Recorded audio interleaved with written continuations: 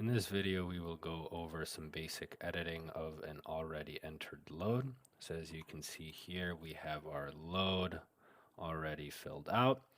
If you would like to copy the load, avoid it, or clear it, you can use these buttons at the top right. Copying it will obviously copy it to a new load window where you will have basic information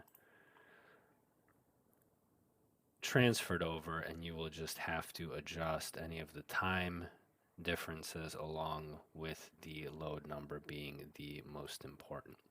If we would like to void or clear the load, voiding will be irreversible and it will clear all of the track and trace updates, and here it will make the load data uneditable. So you're going to have to go through these prompts, and it will also give you an option through this checkbox to clear the assignments of the driver and truck attached to this load as well.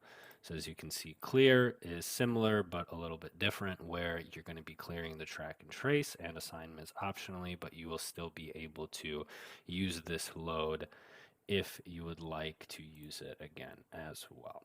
Next, you will be able to make any changes to any of the pickup, drop-offs, load details, drivers, or customer details here. So that will be by clicking on any of the pencils here at the top right of each component and then making your changes here accordingly.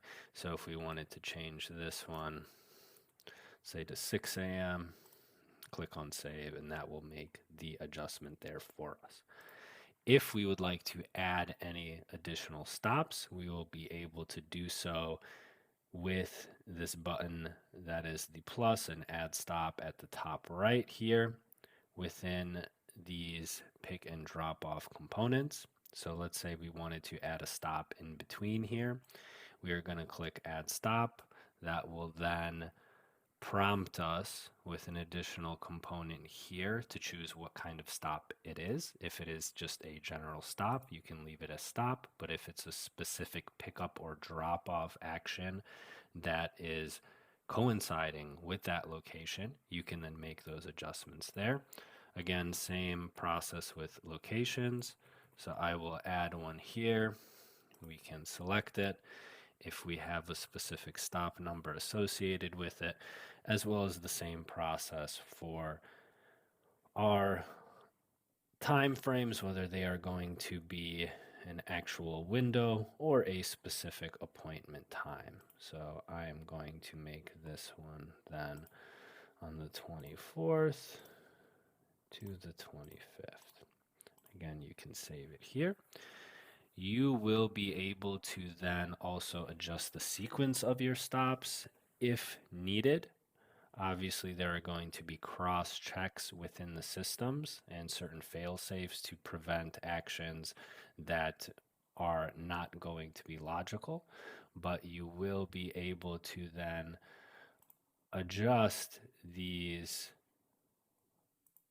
stops by editing and then clicking the drag and drop. If there is any issues here, you will see the system provide an error for you. As you can see here, the time dates are going backwards. So if we were to remove them, for example, or change them to be later, then it will allow you to then make those adjustments here. So as you can see, same process. If we wanted to move it back or move it in front, we could click on save, and that will save us some time in making those adjustments to our stop sequence. Other options in terms of editing the load would be to make changes to the actual route as well. So if we go to our map, we are able to then drag and drop, which will then change our mileage, whether that is part of our empty or loaded portion of the route. And you will be able to manage additional track and trace updates, which will be explained in another video. If we need to make any adjustments here, we can right click and that will then also set it back to the default, as well as if we wanted to reset the default route here, we can click on this arrow and that will bring it back for us.